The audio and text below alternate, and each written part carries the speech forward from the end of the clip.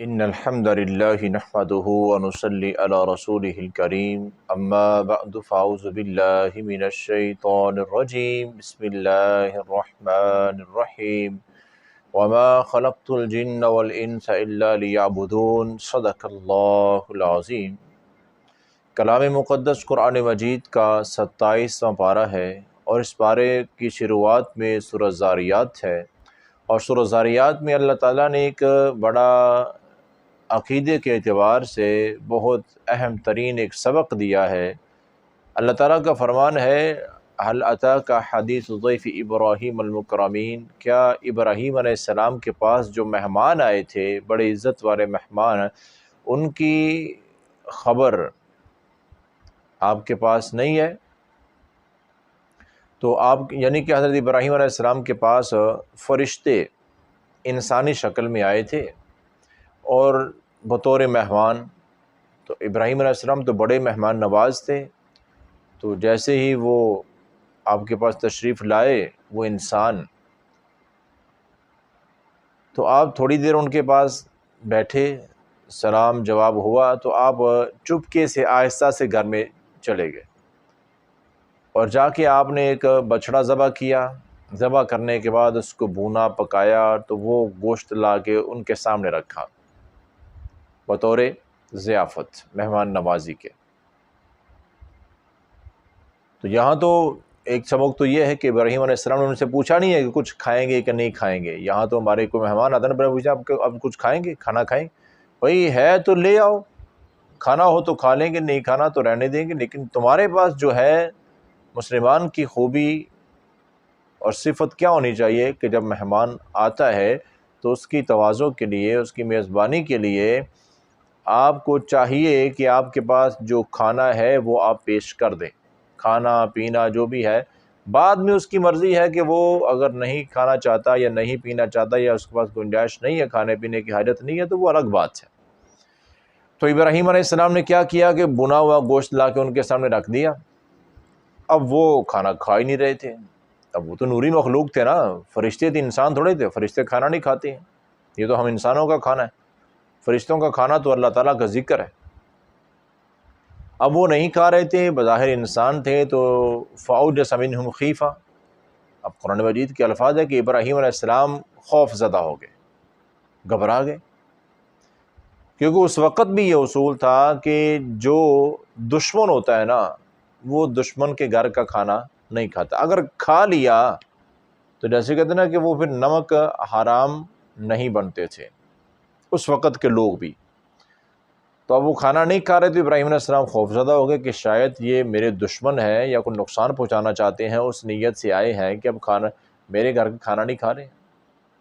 تو انہوں نے ابراہیم علیہ السلام کو کہا کہ پریشان ہونے کی ضرورت نہیں ہے، ہم اللہ تعالیٰ کے بھیجے ہوئے فرشتے ہیں، ہم انسان نہیں ہیں، ہم تو لوط علیہ السلام کی قوم کی طرف جا رہے ہیں، اللہ نے ہمیں ان کی طرف بھیجا ہے، اور عذاب، اس قوم پر عذاب آنے والا ہے۔ بہت بڑی نافرمان وہ قوم تھی، قوم لوط۔ تو اس سے پہلے ہم آپ کے پاس آئے ہیں، اور آپ کے پاس آنے کا مقصد ہمارا ایک خوشخبری دینا ہے کہ اللہ تعالیٰ آپ کو اولاد دینے والے ہیں، بیٹا دینے والے ہیں۔ اب یہ عمر ابراہیم علیہ السلام کی بڑھاپے کی ہو چکی ہے، اور ان کی بیوی بھی بوڑھی ہو چکی۔ تو ان کی بیوی نے تعجب کا اظہار کیا کہ کیسے ممکن ہے بڑھاپے میں؟ ابراہیم علیہ السلام نے بھی یہی اظہار کیا تھا۔ تو بہرحال فرشتوں نے کہا کہ یہ اللہ تعالیٰ کو حکم ہے، اور اللہ تعالیٰ جیسے چاہتے ہیں کرتے ہیں، یہ اللہ تعالیٰ کی مرضی ہے۔ تو اس میں جو سبق ہمیں عقیدہ کا ملتا ہے وہ یہ ہے کہ میرے بھائیو، ابراہیم علیہ السلام بڑا کون سے پیغمبر ہیں؟ جد الانبیاء، ہمارے پیارے آقا حضرت محمد الرسول اللہ صلی اللہ علیہ وسلم کے بھی دادا ہیں۔ پیارے آقا اسماعیل علیہ السلام کی اولاد میں سے ہیں، اور اسماعیل ابراہیم علیہ السلام کے بیٹے ہیں۔ تو ابراہیم علیہ السلام کے بیٹے صرف یہی اسماعیل، اسحاق، یعقوب نہیں ہے،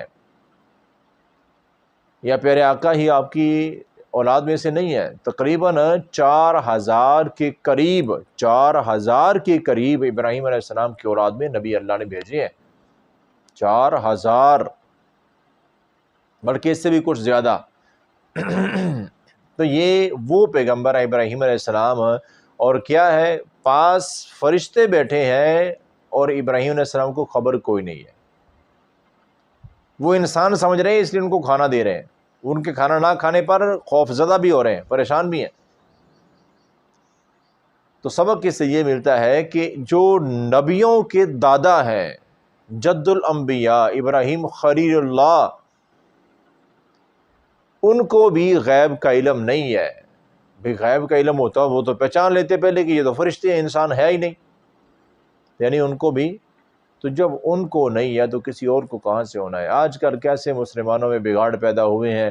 کوئی ہمارے پیارے نبی صلی اللہ علیہ وسلم کے لیے ان میں غیب کا دعویٰ کر رہے ہیں، کوئی تو اولیاء کے متعلق اور پیروں فقیروں کے متعلق ان کو بھی غیب کا علم ہوتا ہے، اللہ معاف کرے. تو اللہ تعالیٰ یہ سبق دے رہے ہیں کہ غیب کا علم صرف میرے پاس ہے، میرے علاوہ میں نے کسی کو علم یہ دیا ہی نہیں ہے. غیب کی خبروں میں سے اللہ تعالیٰ وحی کے ذریعے انبیاء علیہ السلام کو بتا دیتے تھے، وہ الگ بات ہے، لیکن جو غیب کا علم ہے وہ صرف اللہ کے پاس. اور اسی صورت کے آخر میں آگے چلتے ہوئے اللہ تعالیٰ کا فرمان ہے ما خلقت الجن والانس الا لیعبدون. جنوں اور انسانوں کو پیدا کرنے کا ایک ہی مقصد اور وہ ہے اللہ تعالیٰ کی عبادت. اس کا مطلب یہ نہیں ہے کہ کوئی اور کام کرنا نہیں ہے، رات دن عبادت ہی کرنی ہے، اس کے لیے تو فرشتے کافی ہیں. مطلب یہ ہے کہ جو اللہ تعالیٰ نے عبادات فرض کی ہیں نا، وہ ان کی زندگی کا اصل مقصد ہے، ان کو پورا کرتے رہیں، باقی زندگی اپنی گزاریں.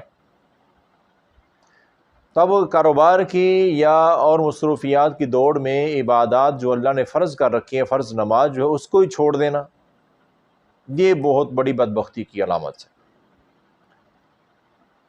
حتیٰ کہ اللہ تعالیٰ کا حکم کیا ہے کہ تم عبادات پوری کرو، رزق میرے ذمے ہے، میں تمہیں عطا کروں گا، کسی بھی طریقے سے عطا کروں، تم محنت کرو میں دوں گا، لیکن عبادات نہیں چھوڑنی. اور اب ہمارا کیا حال ہے، ہم کہتے ہیں کہ رزق ہم خود کمائیں گے، عبادات ہم سے نہیں ہوتی. یعنی کہ جو اللہ تعالیٰ کا فرمان ہے اس کے الٹ چل رہے. اللہ تعالیٰ کہتے ہیں کہ عبادات پوری کرو، عبادت پوری کرو، نماز 5 ٹائم پوری پڑھو، روزے پورے رکھو، رزق کے لیے محنت کرو، میں دوں گا.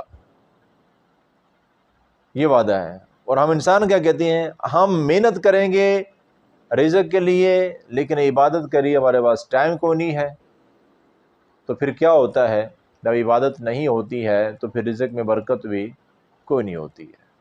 تو اس لیے میرے محترم بھائیو، اپنی اصل مقصد کو نہ بھولیں جو اللہ تعالیٰ نے بیان کیا ہے کہ عبادت میں کوتاہی نہیں کرنی ہے، ورنہ بربادی، ناکامی یہ مقدر بن جائے گی. اور پھر اللہ تعالیٰ کا اسی بارے میں فرمان ہے کہ اللہ تزر وازرۃ وزر اخری. یاد رکھو قیامت کے دن کوئی بھی کسی دوسرے کا بوجھ نہیں اٹھائے گا.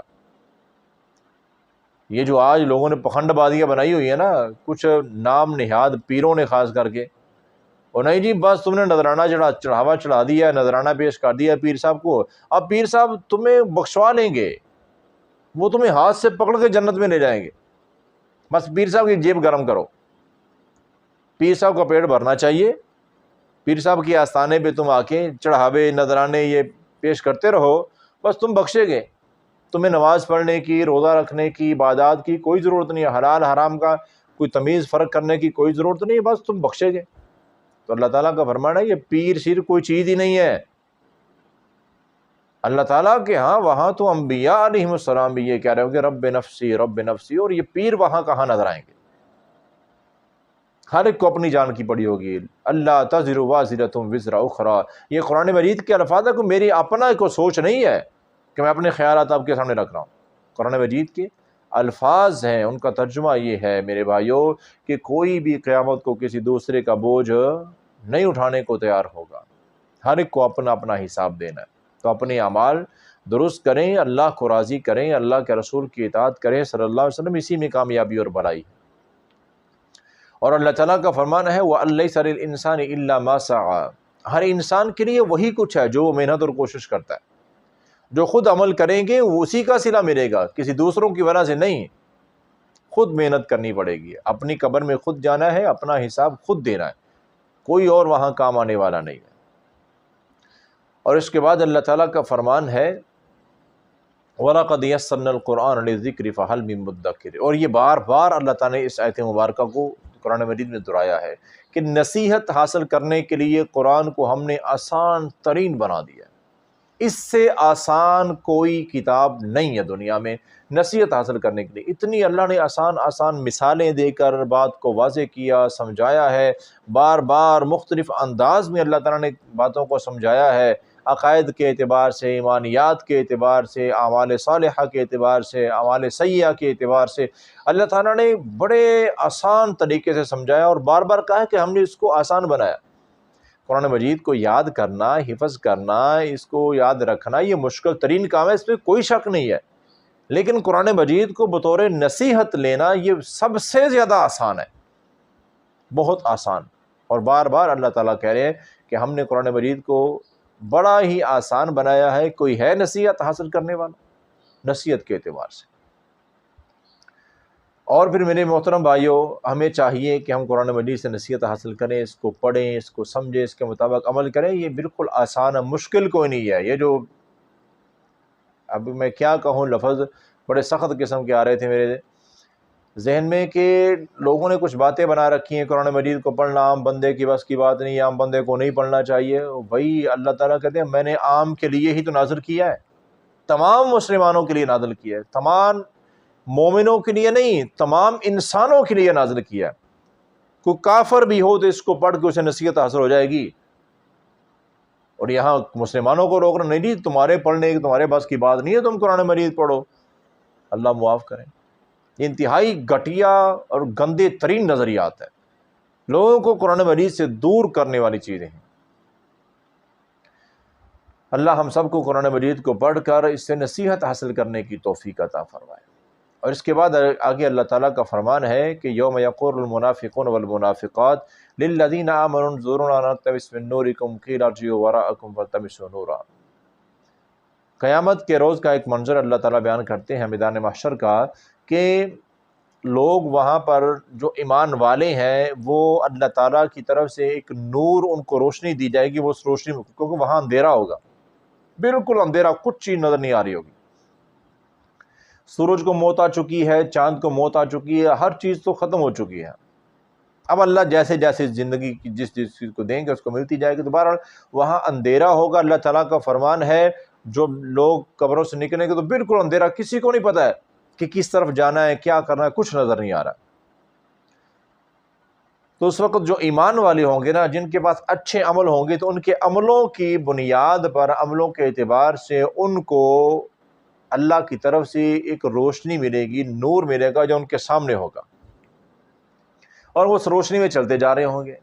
اور جو گناہ گار ہوں گے، بدبخت ترین ہوں گے، کافر ہوں گے، منافق ہوں گے، وہ کیا کریں گے کہ وہ دھکے کھا رہے ہوں گے، گر رہے ہوں گے، ان کو کچھ نظر نہیں آئے گا کس طرف کو جا رہا ہے۔ لیکن جب ایمان والے پاس سے گزریں گے، انظرونا نقتبس من نورکم، تو ان کو کہیں گے کہ ہمیں بھی ساتھ لے جاؤ یا ہمیں تھوڑی روشنی دے دو۔ اور ایمان والے یہی کہیں گے بھئی دیکھو اللہ تعالیٰ نے یہ عطا کی ہے اور یہ اللہ تعالیٰ کا حکم ہے، ہم کسی کو ساتھ نہیں چلا سکتے، تو اگر تمہیں نور کی روشنی چاہیے نا، ارجعوا وراءکم فالتمسوا نورا، پیچھے جاؤ، ہمیں بھی پیچھے سے ملی ہے، وہاں سے لے لو جا کے۔ اب جب یہ ساتھ نہیں چل سکیں گے، اندھیرے میں دھکے کھا رہے ہوں گے، گر رہے ہوں گے، زخمی ہو رہے ہوں گے، تو پھر یہ واپس مڑیں گے، کہ ہم بھی پیچھے جاتے ہیں، روشنی لے کے آتے ہیں۔ لیکن جب یہ پیچھے جا رہے ہوں گے، ایمان والے آگے جا رہے ہوں گے، درمیان میں ایک فاصلہ، ایک گیپ آ جائے گا، یہ ایمان والے آگے چلے گئے اور گناہ گار پیچھے رہ گئے، تو وہاں پہ کیا ہوگا؟ فَضُرِبَ بَيْنَهُمْ بِسُورٍ لَهُ بَابٌ بَاطِنُهُ فِيهِ الرَّحْمَةُ وَظَاهِرُهُ مِنْ قِبَلِهِ الْعَذَابُ۔ تو اللہ تعالیٰ کا فرمان ہے وہاں پہ جو ایمان والے آگے جا چکے ہیں، یہ گناہ گار لوگ پیچھے رہ گئے ہیں، تو پھر ان کے درمیان میں ایک بہت بڑی دیوار بنا دی جائے گی، اچانک سے دیوار ظاہر ہو جائے گی، اور ایمان والوں کی جو سائڈ ہے اس سائڈ پہ اللہ کی رحمت نازل ہونا شروع ہو جائے گی، اور جو گناہ گاروں کی سائڈ ہے وہاں پہ اللہ کا عذاب آنا شروع ہو جائے گا، جو کہ انتہائی اذیتناک اور دردناک قسم کا منظر ہوگا۔ اللہ تعالی ہم سب کو گناہ گاری کی زندگی سے محفوظ فرمائے، اور ایمان والوں اور نیک لوگوں جیسی زندگی اللہ ہم سب کو گزارنے کی توفیق عطا فرمائے۔ اور اس سے آگے چلتے ہوئے اللہ تعالیٰ کا فرمان ہے اس بارے کے بالکل آخر میں کہ أَلَمْ يَأْنِ لِلَّذِينَ آمَنُوا أَن تَخْشَعَ قُلُوبُهُمْ لِذِكْرِ اللَّهِ، کیا ابھی بھی وقت نہیں آیا ایمان والوں کے لیے کہ وہ اللہ کے ذکر سے ڈر جائیں؟ اللہ سے ڈرنے کا، ان کے دل ڈر جائیں ایمان والوں کے کہ ابھی وقت نہیں آیا۔ اب اس کے حوالے سے ایک فضیل بن عیاض رحمۃ اللہ علیہ ایک شخصیت گزری ہے جو اپنے دور میں بڑے معروف چور اور ڈکیت تھے۔ چوری اور ڈاکہ زنی ان کا مشغلہ تھا، اور ان کے علاقے سے گزرنا کسی قافلے کا بہت مشکل تھا۔ چوری اور ڈکیتی لازمی تھی۔ تو یہ ایک دن چوری کرنے کے لیے کسی کے گھر میں گھسے رات کے وقت، اور جب چوری کرنے جس گھر میں گھسے تھے وہاں پہ بندہ جو اس گھر والا تھا وہ نماز پڑھ رہا تھا تہجد کی، اور تہجد کی نماز میں یہ آیت کی پڑھ رہا تھا، تلاوت کر رہا تھا، أَلَمْ يَأْنِ لِلَّذِينَ آمَنُوا أَن تَخْشَعَ قُلُوبُهُمْ لِذِكْرِ اللَّهِ، قرآن مجید کی تلاوت چل رہی تھی۔ اب یہ چونکہ عربی سمجھنے والے تھے تو جب ایسے ہی یہ آیت سنی کہ اب بھی مومنوں کے لیے اللہ سے ڈرنے کا وقت نہیں آیا ہے کہ یہ ان کے دل جو ہے وہ اللہ کے ذکر سے ڈر جائے، خوف زدہ ہو جائے، اب بھی ان کو سمجھ نہیں آ رہی ہے۔ جیسے ہی انہوں نے یہ سنا تو فوراً اپنے آپ میں کہا کہ یا اللہ میں آپ سے ڈر گیا ہوں، بڑی گناہ گاری کی زندگی، ظلم و زیادتی کی میں نے گزاری ہے، میں معافی چاہتا ہوں، آج کے بعد یہ کام میں چھوڑتا ہوں۔ تو فضیل بن عیاض نے وہ کام چھوڑ دیا، اور چھوڑ کر جیسے واپس آ رہے تھے تو رستے میں ایک قافلہ جا رہا تھا۔ اب ان کے علاقے کی طرف ایک قافلہ آ رہا ہے، اور وہ قافلے کا جو سردار ہے اس نے سارے قافلے والوں کو اکٹھا کیا، ان کو کہا کہ دیکھو غور سے سنو، آگے فضیل کا علاقہ آ رہا ہے، آگے فضیل کا علاقہ آ رہا ہے، وہ بہت بڑا چور ہے، ڈکیت ہے، وہاں سے بچنا بہت مشکل ہے۔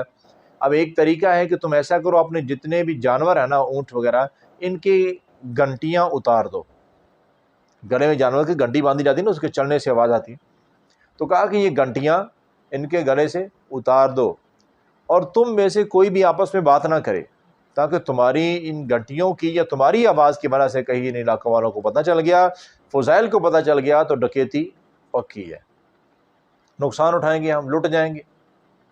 اب یہ بات کر رہے تھے تو فضیل بن عیاض بھی پاس تھے، اندھیرے میں ان کو پتہ نہیں تھا، تو فضیل بن عیاض کہنے لگے کہ تم بے فکر ہو کہ اس علاقے سے گزر سکتے ہو، فضیل اللہ سے ڈر چکا ہے، فضیل نے یہ کام چوری ڈکیتی کا چھوڑ دیا ہے، تم پر امن طریقے سے جا سکتے ہو، کوئی پریشان ہونے کی ضرورت اور خوف زدہ ہونے کی ضرورت نہیں ہے۔ تو کیا ہوا ہے، پوری زندگی کا جو چور اور ڈکیت تھا اس نے قرآن مجید کی ایک آیت سنی ہے کہ ابھی بھی وقت نہیں آیا ایمان والوں کے لیے کہ اللہ سے ڈر جائے، تو وہ ڈر گئے، زندگی بدل دی۔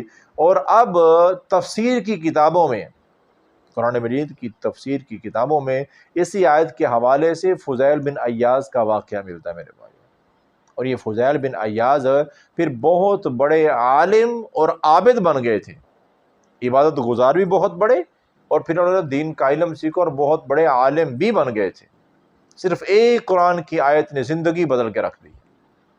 تو میرے محترم بھائیو، قرآن مجید کو رمضان میں سننا پڑھنا بہت اچھی بات ہے، لیکن ان سب سے بڑی اچھی بات کیا ہے، قرآن مجید کو سمجھنا اور اس پر عمل کرنا، اس کے مطابق زندگی گزارنا، یہ سب سے اہم ترین بات ہے۔ اور اس کے ساتھ ساتھ اللہ تعالیٰ نے اسی پارے میں یہ وضاحتاً بیان کیا ہے کہ اعلموا انما الحیاۃ الدنیا لعب ولہو وزینۃ وتفاخر بینکم وتکاثر فی الاموال والاولاد۔ یاد رکھو یہ دنیا کی زندگی جو ہے نا، یہ سمجھو کہ کھیل تماشا ہے۔ جیسے ہم دیکھتے ہیں نا کہ چھوٹے بچے ان کے پاس کھلونے ہوتے ہیں نا، تو وہ کہتا ہے یہ میری گاڑی ہے، وہ کہتا ہے میری گاڑی ہے، اس کو چلا رہے ہیں یا دوڑا رہے ہیں، یعنی کہ وہ کھیل رہے ہیں گاڑیوں کے ساتھ۔ تو ہم کہتے ہیں یہ بچے ٹائم ضائع کر رہے ہیں، کیا کوئی اچھا کام تھوڑا کر رہے ہیں، کھیل تماشا۔ تو وہی کام جو بڑے لوگ ہیں بڑی عمر کے، وہ بڑی گاڑیوں کے چکر میں پڑے ہوئے ہیں، میرے پاس بڑی گاڑی ہے، اس سے بڑی گاڑی ہے، میں اور گاڑی لینی ہے، یا میرا اور کاروبار ہے، میری اور گھر ہے اور مصروفیات ہے۔ تو یہ وہ کھیل تماشا ہے۔ جن لوگوں نے زندگی کی حقیقت کو نہیں سمجھا ہے کہ یہ ایک آزمائش ہے، یہ ایک امتحان ہے، تو وہ تو کھیل تماشے میں زندگی گزار رہے ہیں۔ کوئی اس پہ فخر کر رہا ہے کہ میرے پاس اولاد زیادہ ہے، کوئی اس پہ فخر کر رہا ہے کہ میرے پاس مال زیادہ ہے، کوئی اس پہ فخر کر رہا ہے کہ میرے پاس عہدہ بہت بڑا ہے، کوئی اس پہ فخر کر رہا ہے کہ میرے پاس جائیدادیں بہت زیادہ ہیں۔ تو یہ اس طرح کے فخر کرنے میں زندگی گزار رہے ہیں، اور یہ بے وقوفانہ زندگی ہے میرے بھائیوں۔ زندگی کا اصل مقصد یہ ہے کہ اس انداز میں ہم گزارے کہ اللہ ہم سے ناراض نہ ہو جائے، ہم اللہ کو راضی کر لیں، یہ کامیاب ترین زندگی۔ لیکن اس کے لیے اللہ تعالیٰ نے ایک بات کی اور وضاحت فرمائی۔ اللہ تعالیٰ کا فرمان ہے کہ وَرَهْبَانِيَّةً ابْتَدَعُوهَا مَا كَتَبْنَاهَا عَلَيْهِمْ، کہ یہ جو نا اللہ تعالیٰ کو راضی کرنے کے چکر میں کچھ لوگ رہبانیت اختیار کر لیتے ہیں، اور یہ عیسائیوں میں خاص کر کے، جیسے عیسائیوں میں راہب ہوتے ہیں ایسے ہندوؤں میں سادھو ہوتے ہیں۔ یہ سادھو اور راہب کیا ہوتا ہے؟ یہ ہوتا ہے کہ بندہ اپنے آپ کو دنیا سے الگ کر لیتا ہے، جنگلوں میں جا کے رہنا ہے، کھانا پینا بالکل کچھ مل گیا ٹھیک ہے، نہیں ملا تو بھی ٹھیک ہے، وہاں جھونپڑی بنا لیں گے، رشتہ داروں سے تعلق ختم، معاشرے سے تعلق ختم، ہم نے جی صرف اللہ اللہ کرنی ہے، عبادت ہی کرنی ہے بس۔ تو اللہ تعالیٰ کا فرمان ہے، اس کو کہتے ہیں رہبانیت، اور اللہ تعالیٰ کہتے ہیں کہ یہ ہم نے کبھی کسی قوم کو حکم نہیں دیا ہے، کبھی بھی کسی کو نہیں کہا ہے کہ معاشرت کو چھوڑ دو، معاشرے کو چھوڑ دو، رشتہ داریوں کو چھوڑ دو، ختم کرو اور الگ تھلگ ہو کے جنگلوں میں چلے جاؤ، نہیں، یہ اللہ کو پسند نہیں ہے۔